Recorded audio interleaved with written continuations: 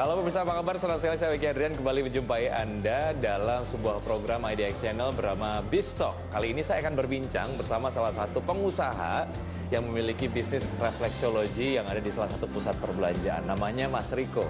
Kita langsung temui Mas Riko. Yuk.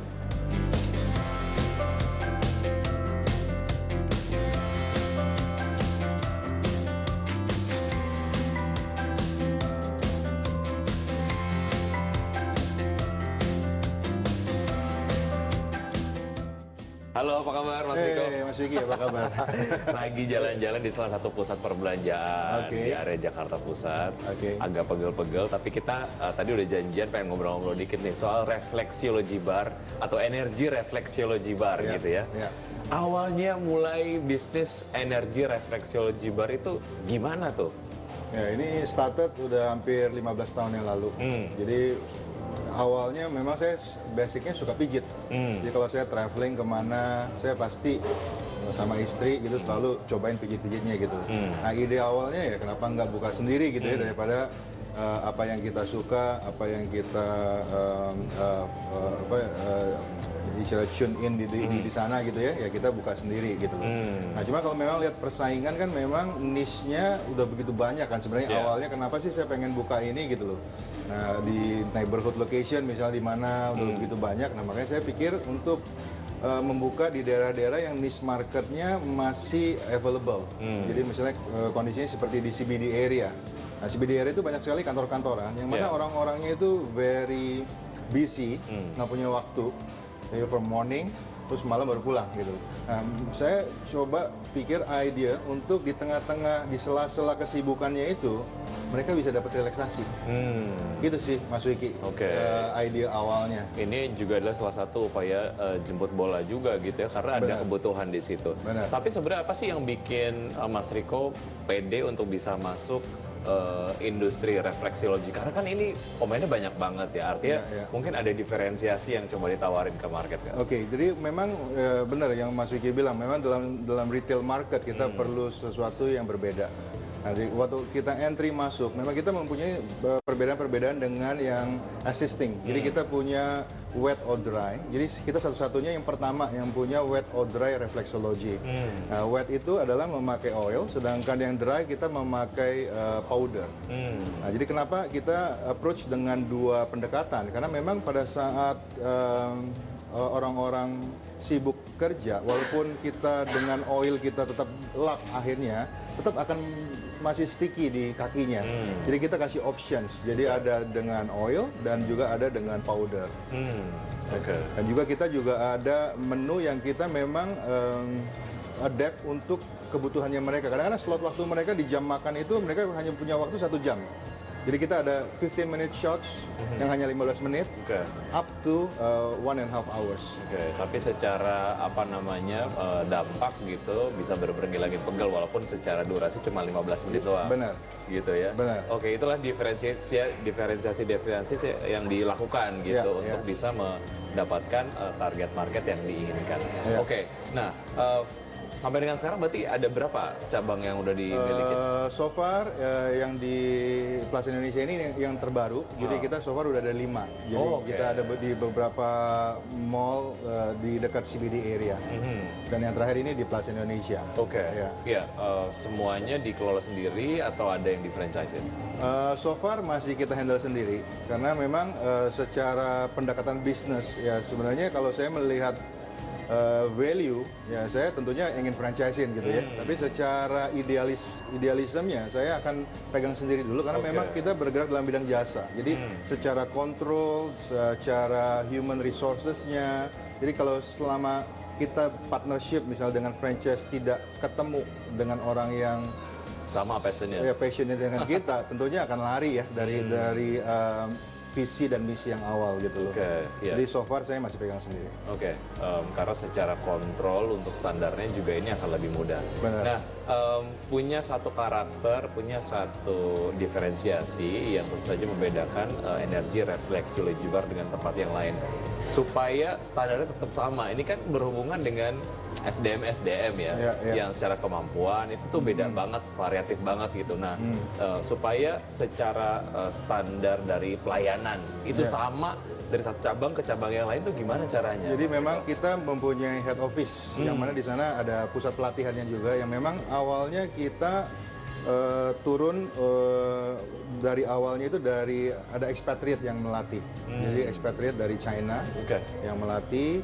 Sekarang ini sudah orang-orang kita semua karena memang sudah transfer knowledge dari mereka. Jadi untuk mereka walaupun ada pernah experience juga dari tempat lain, tentu kita terus harus seragamkan gerakannya dan harus masuk ke pusat pelatihan kita dulu. At least untuk yang sudah bisa harus starting 4 weeks untuk adapt dengan SOP-nya kita. Dan kalau untuk orang-orang yang awal dari nol, biasanya kita latih kurang lebih selama 3 bulan. Dan tentu saja yang sudah jalan juga ada training refreshment supaya standarnya tetap sama gitu ya. Nah, kalau dilihat dari konsep bisnisnya kan ini kayaknya nggak cuma tempat refleksi aja ya. Ada tambahan lain, ada barnya. Lebih detail mengenai itu nanti kita jelasin lebih detail sih. Tapi saya pengen tahu kenapa kemudian ini bisnis bar ini disertakan ataupun di-attach ke bisnis tempat refleksiologi. Gini, jadi kalau visi dan misinya, sebenarnya kalau sekarang ini orang identik sehabis refleksi sebenarnya ataupun sehabis massage dan lain-lain itu perlu boost dalam arti itu entah itu kopi ataupun tea ataupun herbs dan lain-lain. Jadi memang kita menciptakan satu solusi one stop services. Jadi setelah ini ya mereka bisa dapat boostnya juga gitu loh. Dengan kopi yang kita sediakan, tea yang kita sediakan. Jadi makanya konsepnya namanya Energy Reflexology Bar. Dari penamaannya sendiri apa yang pengen diraih sih sebetulnya, kenapa kemudian namanya energi? Ide awalnya energi. Energi itu kalau misalnya memang itu sumber dari semua kehidupan adalah energi sebenarnya. Kita bisa berjalan, bisa bergerak itu karena energi. Jadi sebenarnya ini adalah core dari kehidupan. Jadi saya lebih mengarahkan energi ini, kenapa pilih nama energi dari awal, karena ini adalah kunci dari living gitu loh. Nah, konsep pendekatan secara energi ini adalah pendekatan living dari pendekatan natural approaching, bukan dari medical dan lain-lain. Karena kan medical itu identik dengan chemicals, obat dan lain-lain.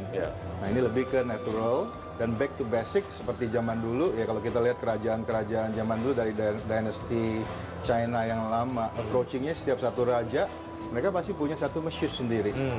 Yang mana pengobatan itu tidak pernah ada chemicals, misalnya sekarang obat apa, mereka semua pendekatannya herbs dan pendekatannya melalui acupressure ataupun ke akupuntur. Betul, dan harapannya setelah masuk di refleksi dapat energize kembali gitu ya. Benar.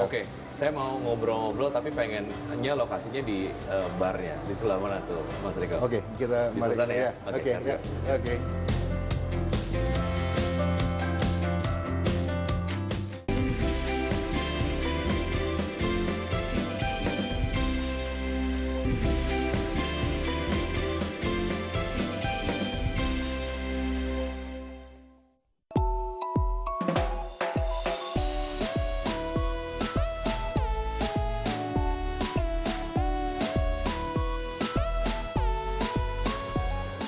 Wah, ini tehnya. Terima kasih Mas. Ini tehnya teh apa nih? Nah, makanya saya langsung kasih tester ke Mas Wiki. Jadi ini fungsinya buat slimming. Jadi untuk burn excess fat yang kita dapat dari makanan-makanan gitu loh. Ini baru banget dibikin sama Masnya. Saya mau agak ademin sedikit. Habis itu nanti saya bisa minum. Ini kita ada di set barnya ya, yang di-attach ke bisnis refleksiologi. Nah, dilihat dari beberapa menunya sih, ini saya lihat ada teh tentu saja. Terus juga kayaknya ada kopi. Nah, pemilihannya kayaknya ini juga dipilih menu-menu yang ada hubungannya dengan refleksiologi. Nggak bisa menu yang kayaknya bener-bener berbeda banget gitu. Pertimbangannya apa tuh? Jadi gini, kalau misalnya memang sekarang kalau kita lihat kembali lagi, kalau misalnya sebenarnya kalau kita perbedaannya bisnis dengan entrepreneur adalah sebenarnya apa sih? Sebenarnya adalah gimana kita bisa memberikan value. Value dalam arti konteksnya adalah solving the problem.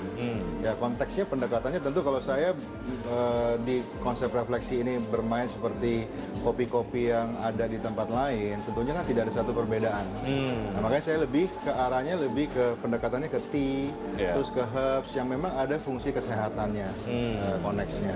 Nah, jadi kayak seperti kalau contohnya di sini kita ada V60 pendekatan kopi dengan penyeduhannya tidak pakai mesin yang seperti yang di tempat-tempat lain, tapi lebih ke manual brewing dan lain-lain seperti itu. Oke, dan dilihat dari si khasiat-khasiat tehnya juga ini dapat mendukung minuman ataupun produk-produk refleksiologi yang dimiliki ya. Iya, katanya ini ada teknik refleksiologi untuk slimming atau weight loss. Untuk weight loss. Dan secara tehnya juga ini adalah teh weight loss. Weight loss. Ini Mas Riko tahu banget kalau saya lagi diet ya, dikasih langsung slimming tea. Nah memang dicari benang merahnya itu ya? Benang merahnya, benar. Jadi sebenarnya sekarang pendekatannya adalah seperti ini. Kalau misalnya sekarang weight loss reflexology ini adalah satu pendekatan sebenarnya adalah sudah lama sekali, sebenarnya sudah pernah ada dari ancient tradition dari China sebenarnya. Jadi kalau kita lihat dengan perkembangan zaman ini, orang identik pengurangan berat badan itu dengan sesuatu yang mahal dan dengan obat-obatan yang kimia dan lain-lain. Nah, makanya kita kembalikan lagi ke natural, sebenarnya back to basic. Nah, jadi saya pendekatannya dengan pemijatan, pemijatan di titik-titik yang memang mempengaruhi metabolisme kita. Nah, sekarang semakin kita berumur, dalam arti metabolisme kita akan semakin getting lower. Jadi kalau kita bayangkan zaman dulu kita, let's say 20 tahun lalu, kita makan sebanyak apapun juga, kita tetap masih bisa maintain kita punya berat badan. Tapi begitu umur semakin tambah, metabolisme kita akan semakin turun. Nah, makanya kita perlu balancekan lagi, dikembalikan lagi seperti awal ya dengan teknik-teknik pemijatan itu. Jadi semua organ-organ dalam tubuh kita itu semua basicnya adanya di telapak kaki. Nah, jadi nanti pemijatannya ada tekniknya dan it works so far. Jadi selama ini kita udah berjalan dan pendekatannya cukup banyak yang berhasil untuk weight loss ini. Dan setelah di refleksiologi, ya ini langsung minumnya slimming tea. Iya, dan ini memang tidak ada efek sampingnya karena semuanya natural. Ya. Kalau lagi ngobrol ada teh, pengennya bawaannya curhat gitu ya. Pengen cerita beberapa hal gitu. Nah, ngomongin soal bisnis ataupun mungkin jadi entrepreneur lah ya, pasti ada ups and down-nya lah. Nah, ini Mas Riko pernah nggak sih ngalamin pengalaman-pengalaman seperti itu, dan apa yang membuat Mas Riko sampai dengan sekarang ya tetap lanjut menjalankan bisnisnya sampai dengan cabangnya udah ada 5 gitu? Ya, memang pasti ups and downs pasti ada. Every business pasti ada ups and downs. Tinggal kembali ke diri kita sendiri. Ya, kembali ke tadi. Kalau misalnya just a business kita hanya melihat value, ya tentunya ya kita pasti akan surrender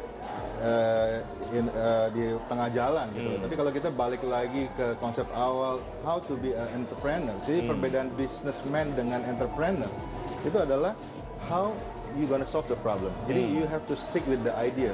Dalam arti komitmennya gitu loh. Jadi kalau bisnis bisa aja saya trading, hit and run, yang mana ada value, ya that's it, that's a business. Tapi kalau kita bicaranya konsep, visi, misi, itu kembali lagi ke entrepreneurship.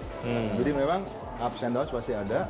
Kembali lagi ke visi dan misi awal, saya harus remind terus what is my first vision and mission. Jadi sebenarnya balik lagi ke visi saya adalah saya pengen memberikan satu solusi kepada teman-teman di CBD area yang office crowd yang mana sekarang semakin getting hektik dengan perkembangan zaman, dengan adanya 5G, 4G, polusi, makanan yang tidak bisa dimasak sendiri di rumah, harus makan di luar dan lain-lain. Makanya saya kembalikan ini ke konsep awal yang mana visi ini ujung-ujungnya memang bukan kalau kita hanya lihat duitnya aja, sebenarnya itu akan visinya akan lari gitu.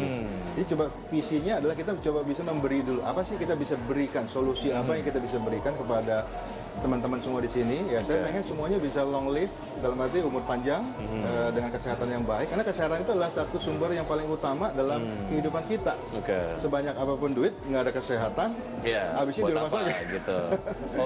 Nah ini secara kontribusi keuntungan lah ya kan, kalau dilihat untuk yang barnya ini ada marketnya tersendiri. Terus juga untuk refleksiologinya juga ada marketnya tersendiri.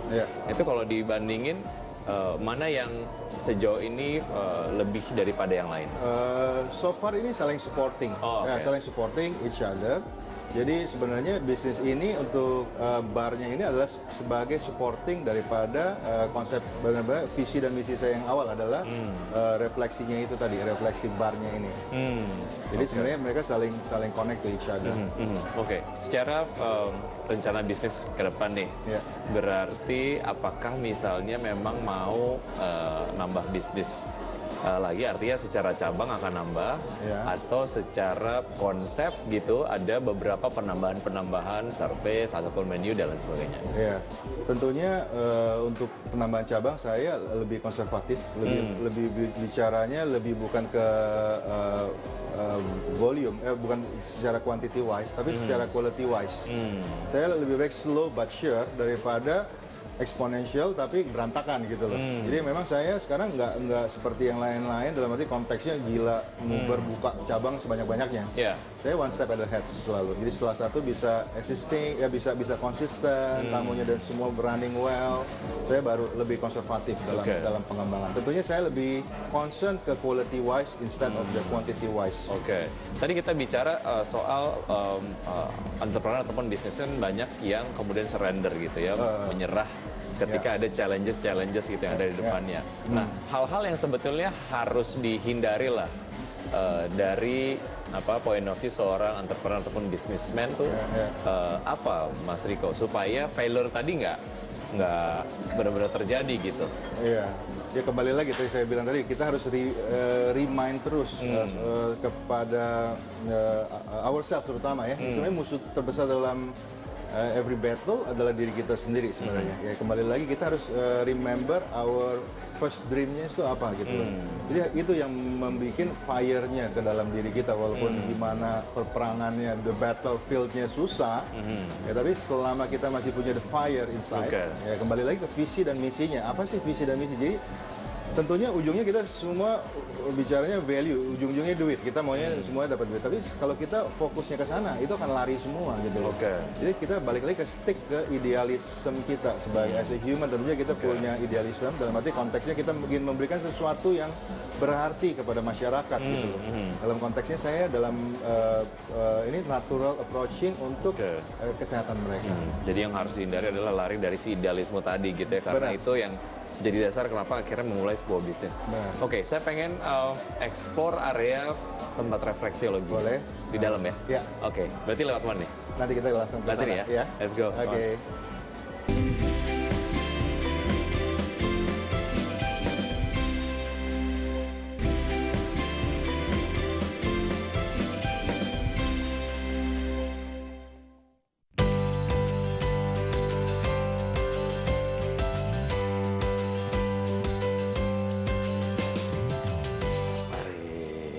Silakan terus musik.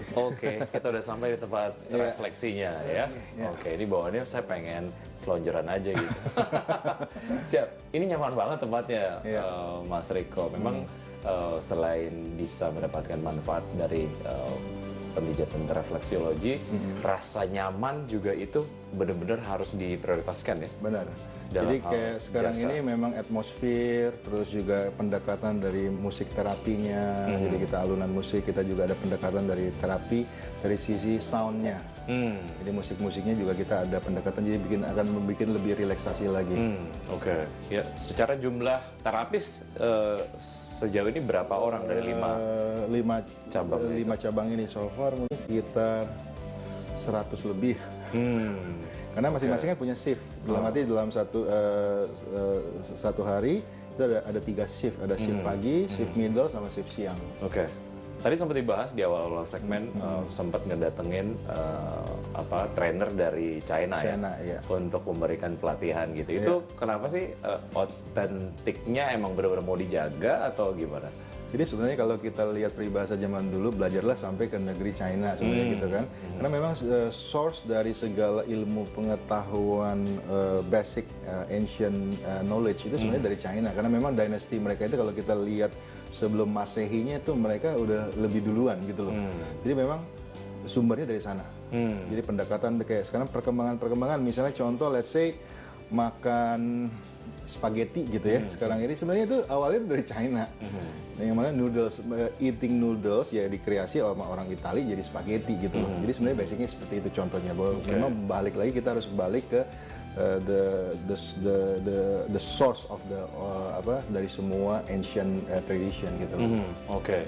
Ya, sebetulnya ngomongin soal industri jasa lah ya, yang betul-betul paling dijaga itu apa sih? Ini yang kemudian membedakan bisnis di industri jasa dibandingkan dengan industri kuliner dan lain sebagainya gitu. Apa sih yang paling dijaga benar jangan sampai ada flow gitu di situ? Flow-nya tentu kalau kita di services business ya tentunya adalah kualitas sebenarnya gitu ya, dari tekniknya, pelayanan. Karena yang kita jual adalah sebenarnya adalah jasanya, jadi bukan produknya gitu loh. Nah itu yang paling penting. Jadi sebenarnya itu tadi saya bilang kembali lagi ke value atau ke idealism. Jadi kalau misalnya saya bicaranya value, tentunya saya pengen duplikasi secepat-cepat mungkin gitu kan. Tapi kalau saya lebih concern ke quality, berarti saya harus lebih concern ke human resources development-nya. Yang berarti saya harus slow but sure, lebih konservatif, tapi lebih quality wise instead of the quantity wise. Oke. Ya, sebagaimana kita ketahui bahwa banyak hal yang mempengaruhi dinamika bisnis yang ada di Indonesia, apakah itu berbentuk regulasi dari pemerintah dan lain sebagainya. Belum ngomongin soal UMR dan lain sebagainya gitu. Dari point of view entrepreneur ataupun businessman, sejauh ini ngomongin soal gimana pemerintah bisa hadirkan kebijakan-kebijakan yang support bisnis ataupun pengusaha di Indonesia, gimana sih menurut Mas Riko? Jadi gini, kalau sebenarnya satu aligning yang di bisnis yang saya buka ini, Energy Reflexology Bar ini adalah sebenarnya opportunity untuk membuka lapangan pekerjaan sebesar-besarnya kepada masyarakat. Karena bicaranya kan adalah skill wise, instead cuma menjadi buruh dan lain-lain gitu ya. Jadi tingkatannya sebenarnya sekarang ini adalah di mekanisme untuk masalah legalismenya. Dalam arti konteksnya kalau saya barometer saya ke luar negeri, misalnya kayak sekarang contohnya satu orang terapis itu dibayar mahal sekali karena memang standarisasinya disupport oleh government. Jadi setiap orang misalnya pengen praktek bisa memegang orang itu harus punya sertifikasi yang disertified oleh government, yang disupport oleh government. Nah so far Indonesia memang sudah ada, cuma masih belum bisa dipakai sebagai satu acuan konteksnya. Jadi seperti saya misalnya membuka satu bisnis parlo, massage parlo seperti ini, saya sendiri punya ijazah. Saya punya ijazah dari dinas kesehatan.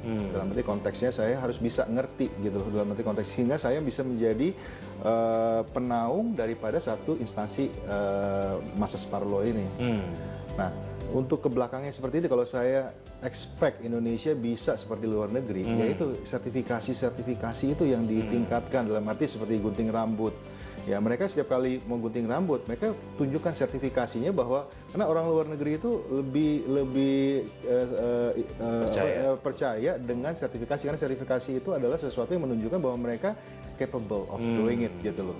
Nah, jadi kekurangannya, lackingnya yang paling adalah tinggal di masalah edukasi sertifikasi. Jadi kayak pusat pelatihan yang disertified oleh pemerintah. Oke, karena selama ini belum banyak mungkin ya atau gimana? Belum. Jadi pendekatannya sekarang masih ada satu ikatan atau Polris Indonesia. Jadi belum ada spesifik yang bicaranya lebih ke specialized yang bisa membuka lapangan pekerjaan lebih besar lagi. Oke, ide-ide kayak gini disampaikan nggak sih misalnya kalau kayak ada forum-forum apa gitu? Kita sudah sampaikan, ya, cuma kan kadang-kadang how to say, kadang-kadang ya memang keputusannya itu banyak sekali pertimbangan instansi terkait yang memang harus di brief kali ya. Memang koneksinya banyak sekali. Oke, siap. Inspirasinya udah banyak sekali yang saya dapetin dari obrolan yang sudah disampaikan oleh Mas Riko. Tinggal yang belum adalah nyobain back massage. Siap. Saya pengen coba-cobain ini kayaknya seru banget ya.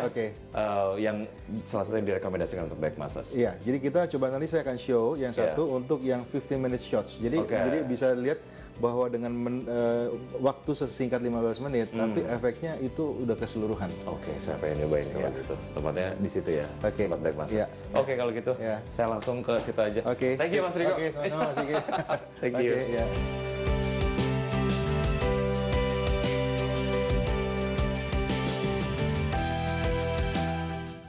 Nah, saya sekarang mau nyobain back massage di Energy Reflexology Bar. Ini barengan sama Mas Andi ya? Iya. Oke Mas, kalau gitu let's go.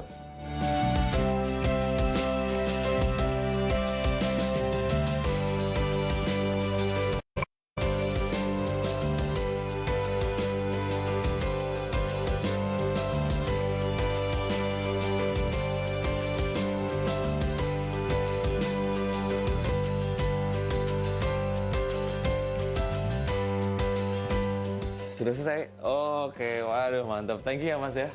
Terima kasih. Waduh ini badan saya udah enak, udah seger banget. Sekarang saya sudah siap untuk melakukan aktivitas saya lagi. Untuk Anda yang ingin merasakan experience back massage, reflexology dan lain sebagainya, silahkan dicoba di Energy Reflexology Bar yang ada di Plaza Indonesia lantai 4. Saya Wiki Ardian, pamit, terima kasih. Sampai jumpa.